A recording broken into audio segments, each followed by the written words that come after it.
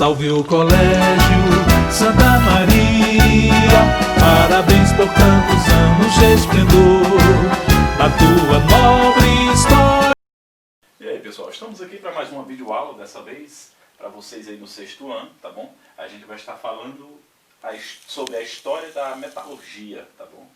Dando continuidade ao conteúdo que a gente já introduziu aí no mês de junho, tá bom? Então veja bem, queridos, para dar início a esse conteúdo aí, a gente queria passar primeiro algumas informações que, veja bem, nós não temos atividades, como vocês podem ver aí, tá? E o capítulo, no livro de vocês aí é o capítulo 8, tá bom? Só para vocês saberem. E a gente vai estar aí falando sobre a história da metalurgia, tá? Para que vocês possam entender a importância desse processo na história da humanidade, tá bom?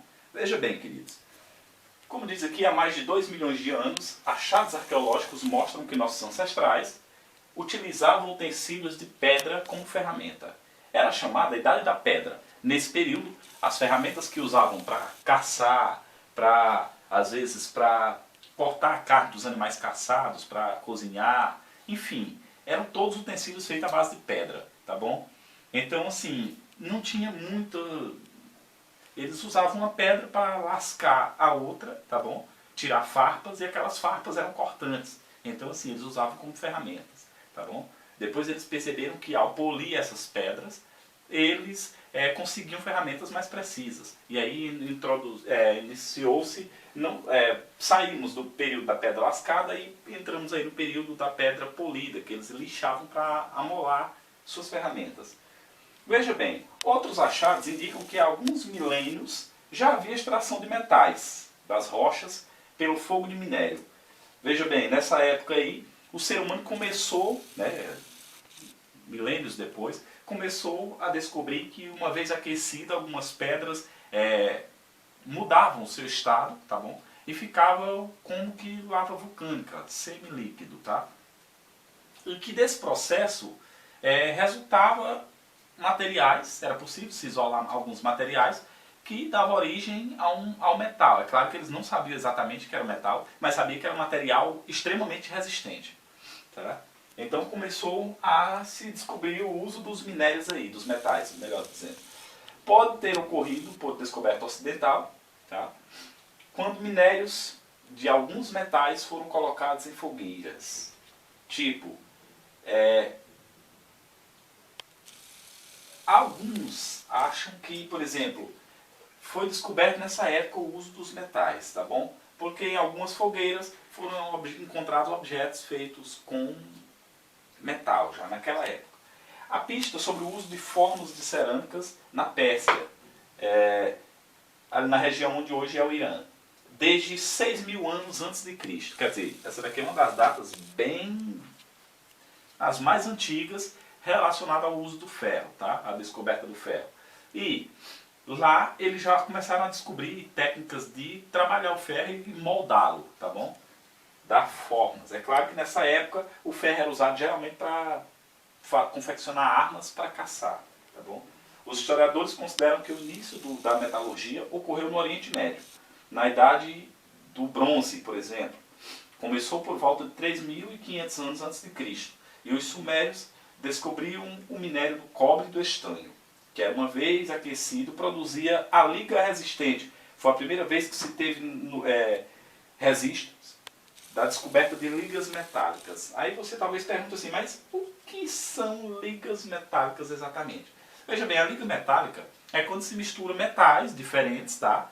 E a fundição dos dois, a mistura dos dois, dá uma liga metálica, que é um material extremamente resistente. Mais resistente até do que os materiais originários, tá bom? Aí, por volta de 2.000 anos antes de Cristo, na China, foi desenvolvida a técnica da extração de ferro a partir de seus minérios, né? Começaram a se isolar os metais, tá bom? Tirando às vezes de outros partes, digamos assim, de outros minerais, de outros minérios, o material puro, tá bom? E começou a se desenvolver técnicas de trabalhar esse material. Só lembrando que aqui foi desenvolvido os primeiros fornos digamos assim, de alta temperatura, só que assim, bem mais modernos já, capazes de isolar pela temperatura alguns materiais. Os Yorumbás, ou os nigerianos na África, já dominavam a metalurgia desde o século XI e usavam moldes de cera e argila, que depois era levado ao forno para endurecer. Depois que o modelo, ou digamos assim, o moldes, onde eles confeccionavam armas e alguns objetos de cera e argila, endurecia, aí eles colocavam o metal, tá? Que no caso incandescente, quando se diz incandescente é porque está semilíquido, altamente quente. Colocava-se dentro dessas formas e deixava esfriar. Quando esfriava, eles quebravam a forma e retiravam o metal de dentro, já no modelo do moldes que eles botaram. Então, assim, foi uma das formas de evolução da metalurgia ao longo da história. Já em 1855, novos processos metalúrgicos permitiram o uso do alumínio e do aço, possibilitado pelo uso de fornos mais eficientes ainda e mais sofisticados, que esses últimos aqui são os que existem até os dias de hoje. Quer dizer, quanto mais preciso o forno, quanto maior a temperatura que ele pode gerar, então melhor será o resultado final do trabalho com metais, tá bom? Então, assim, nos dias de hoje, ligas metálicas como o aço, por exemplo, que é um aperfeiçoamento do ferro, tá bom? Torna tudo no que diz respeito à metalurgia mais, digamos assim, mais preciso, porque é um metal extremamente resistente, mais até do que o ferro, tá? Veja bem, queridos, nós vamos falar agora, entrar no conteúdo de combustíveis fósseis. Talvez você diga assim, mas combustíveis fósseis, o que é isso? Fósseis, você sabe, restos de plantas e animais que foram, digamos assim, conservados no ambiente natural há milhões de anos, tá? Veja bem, os ossos de dinossauro, por exemplo, em muitos lugares é possível encontrar ossos de dinossauro porque eles foram preservados na lama e depois petrificaram ali e foram preservados ali intactos. Então nós dizemos que é um fóssil de dinossauro. Bom, o que acontece é que esses fósseis, né, durante muito tempo eles ficaram ali. E os restos mortais daqueles animais foram transformados em substâncias menores que penetraram no solo, tá? E o que acontece? Ao longo de milhares de anos eles foram se modificando, tá, no interior do solo e deu origem ao petróleo, por exemplo. É um combustível fóssil. Também ao carvão mineral, também um combustível fóssil. Resultante de restos de seres vivos, tá, dos dinossauros e tudo mais, e plantas microscópicas, tá, digamos assim, eu diria algas e seres marinhos microscópicos que se decomporam e foram se acumulando sobre o solo, tá? Mas no caso do carvão mineral, são as florestas que foram, digamos assim, sendo soterradas ao longo do tempo por camadas de lama e sedimentos que vinham de regiões mais altas e iam cobrindo essas florestas. O que acontece? Essas florestas, aquela parte de vegetação, elas eram cobertas e a lama endurecia e elas petrificavam. Então, uma vez que a floresta petrificava debaixo do solo, tá, ela, digamos assim, era preservada, as árvores, a madeira, tá, era preservada debaixo do solo em condições de pressão e temperatura, digamos assim, variável, tá? E isso aconteceu ao longo da história da evolução do planeta, tá bom? E aí o que acontece? Essas plantas, essas florestas petrificadas, elas deram origem ao carvão mineral, a reservas de carvão mineral, tá bom? Que também é um combustível fóssil. Como você pode ver aí, tá? O carvão mineral, no caso, é usado na indústria de veículos, tá? E também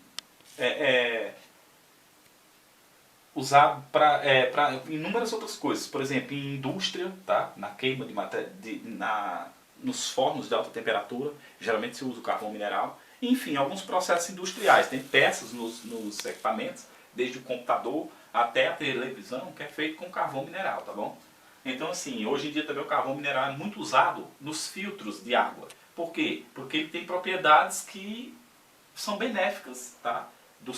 No caso, na purificação da água. Então, assim, ele permite que a água passe e suas partículas fiquem retidas. Então, por exemplo, se você abrir uma vela dessas de filtro elétrico, você vai ver que dentro existe o carvão mineral, tá? Só lembrando que o carvão mineral não é o mesmo carvão de churrasco, por exemplo, esse que a gente queima uma árvore e transforma em carvão. Não, não é o mesmo. Por quê? Porque o carvão mineral ele se acumulou ao longo de milhares e milhares de anos debaixo do solo, tá?